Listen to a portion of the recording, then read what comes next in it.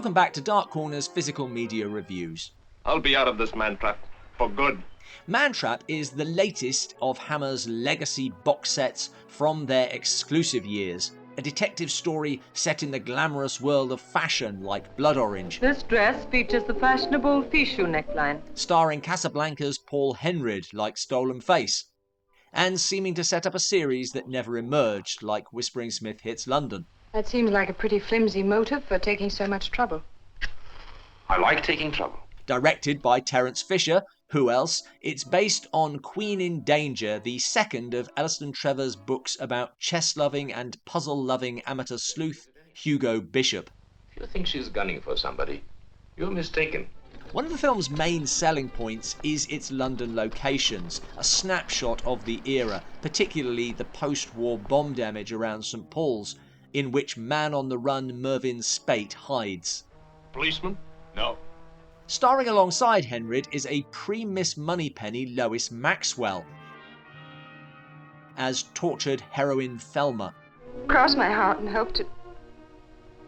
There's also a brief appearance by future Hammer horror star Barbara Shelley, her first for the company. This is a further entry in Hammer's catalogue of efficient yet effective B-picture thrillers with nice characters. Thank you. Down the hatch. Tension and action. But, crucially, with enough personality of their own that each stands out. Where men are concerned, I've got a photographic memory. In this case, a lot of that rests with Henrid, whose Hugo Bishop is pleasingly light and pleasant. Because once I almost paid £1,000 for a Picasso that wasn't a Picasso. Because Mervyn has a lovely wife who calls herself Mrs. Tasman now, and because... You don't really expect me to tell you, do you? A world away from the typical brooding private eye. I like to help because I'm curious, because I'm human. And above all, because I'm interested in people under stress. And happily engaged to his secretary Vera.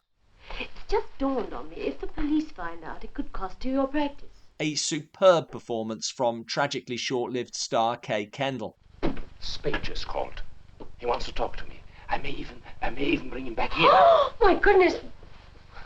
Well, what do you think he'd like to eat?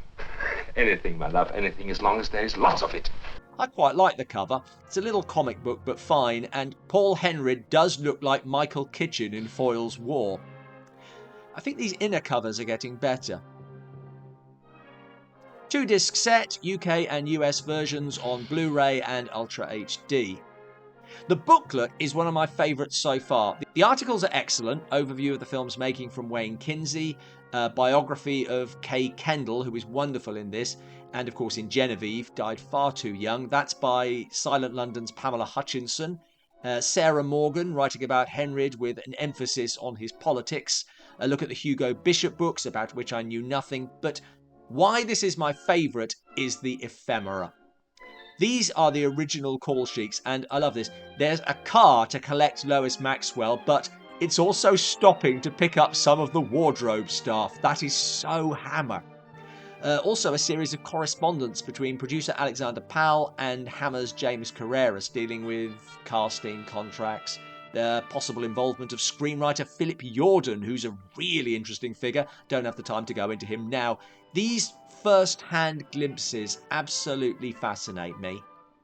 As per with Hammer, the extras are exceptional, though it does feel like they're scraping the bottom of the barrel for contributors. I'm Robin Bales. I am the presenter of Dark Corner's Reviews and also a Mad Hammer fan.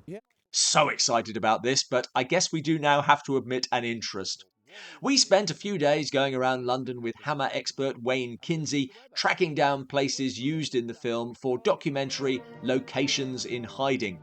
Elsewhere, 2 commentaries, that by noir experts Sergio Angelini and James Harrison, is great. It's listenable, picking out noir mystery technique, as well as inaugurating the Mantrap drinking game.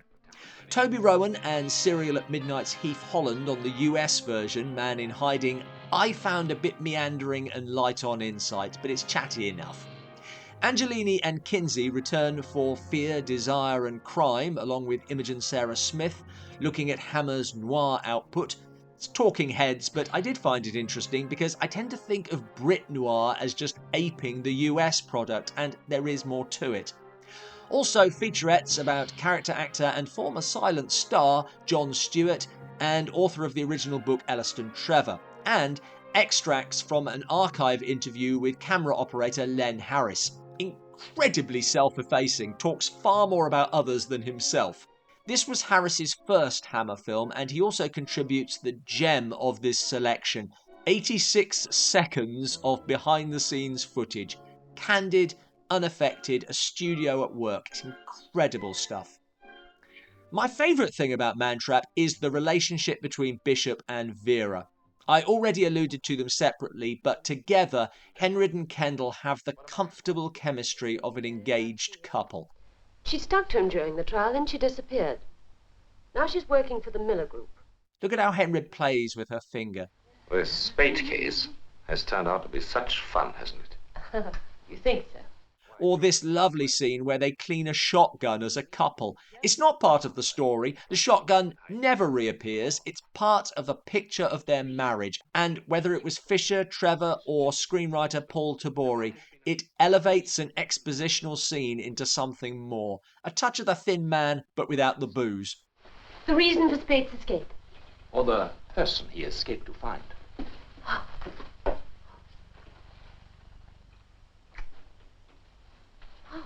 Moments like that make Hammer's B pictures a cut above, and I regret this was not a series, not because it's an amazing detective story, but because I'd like to spend more time with these people.